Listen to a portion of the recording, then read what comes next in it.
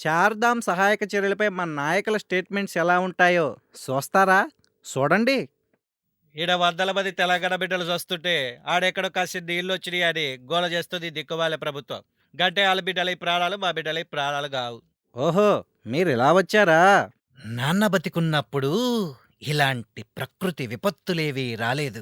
ఒకవేళ వచ్చినా నాన్న ఎంతో బాగా స్పందించేవారు. ఇప్పుడు నాన్న లేకపోవటం వల్లనే ఇలాంటి ఉపద్రవాలు. ఈ వరద రావటానికి కిరణ్ సర్కార్ అసమర్థతే కారణమని మీ అందరికీ తెలుసు. ఈ లింక్ ఇంకా పెట్టలేదేంటా అనుకుంటున్నాం. పెట్టేశారా? ప్రస్తుతానికి ఈ విషయంపై మేం మౌనం పాటిస్తున్నాం. త్వరలో మా అధిష్టానం ఏది చెప్తే అది మీకు చెప్తాం.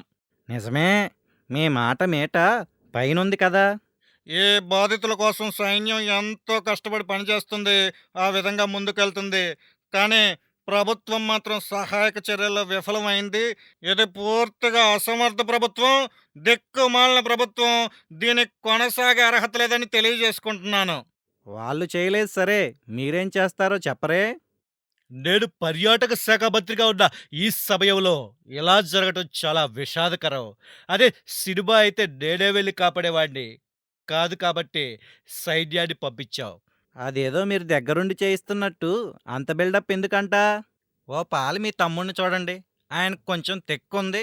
కానీ దానికి ఓ లెక్కుందన్నాడు. అలాగే ఆ చార్ధామ్ బాధితులకు కొంత లెక్కిచ్చాడు. సర్లేండి. ఇదండి ఈళ్ళ తంతు.